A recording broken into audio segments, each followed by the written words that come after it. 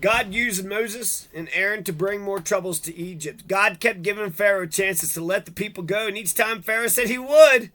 And then at the last moment, he said, psych! He'd break his word, son of a bitch.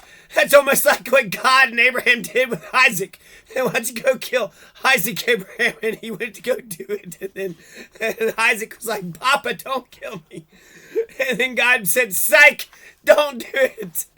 Right at the last moment, like Indiana Jones when he grabbed that hat at the last moment. This is the 7 plagues. This is, holy shit, you already had all the damn frogs. He already turned the water into blood, turned a damn river into blood. The River Nile, isn't it? Or was it the Euphrates? Was it the Tigris? See, God made the dust turn into very unpleasant insects called lice.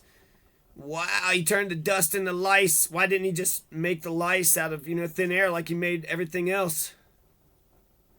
They got all over the people and made them miserable. Then swarms of flies came down upon the Egyptians. The next punishment was a disease that killed the flocks and herds of animals. Then God told Moses to throw ashes into the air. As the ashes settled on the people's skin, awful sores called boils broke out all over them. So Moses threw ashes into the air, and the ashes settled onto people's skin.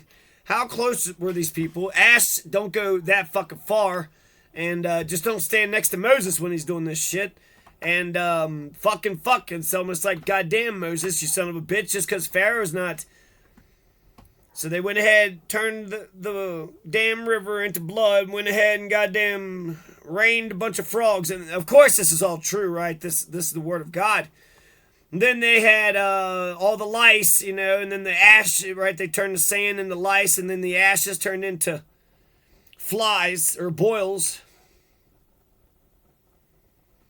Lice and flies and boils. And then he sent a violent storm with thunder and lightning and hailstorms that destroyed the crops and hurt the people. Well, that's a violent storm. I'm not even really impressed with that. Lightning and that might be the only one that happened. Pharaoh tried to make a deal with Moses to let only the men go and leave the women and children in Egypt. What is Pharaoh up to? You're not going to get much slave labor out of that. What are you? But Moses wouldn't agree. That time God sent a great swarm of locusts and flew in and ate up every plant, tree, and blade of grass. So he sent a bunch of grasshoppers. What'd you say? You want to keep the women and children, you mother hairs? How about Sonic Grasshopper?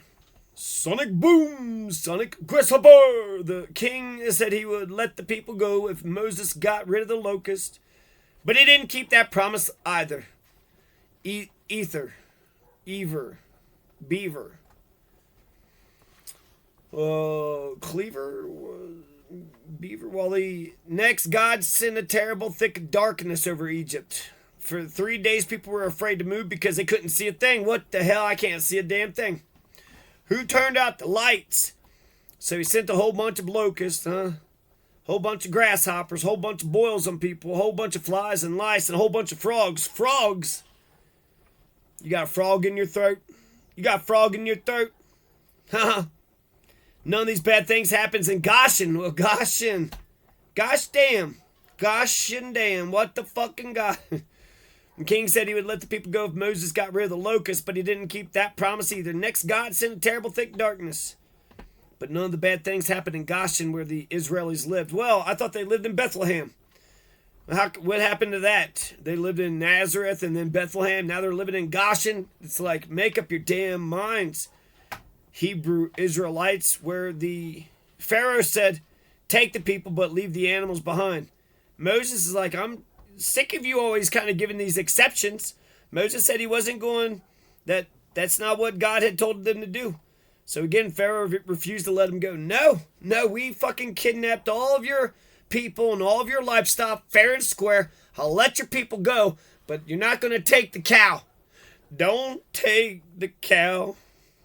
So when I think about Fred Hampton and Fred Douglass and Che Guevara, that's my holy trinity. You want to know about my politics, all you got to do is just put Che Guevara and Frederick Douglass and Frederick Hampton together, and then you'll know. And also the Civil War and the Revolutionary War and World War II. And then you'll totally understand where I'm coming from. So this is a magical story. I'm actually pissed about it. This bullshit. Exodus is lying to me too. Fucking Genesis is filled with lies. Exodus is filled with lies.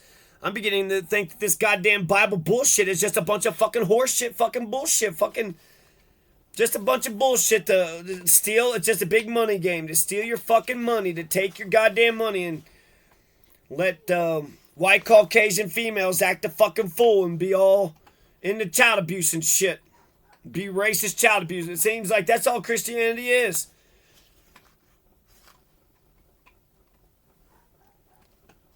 So, Exodus 10 to 11 coming up.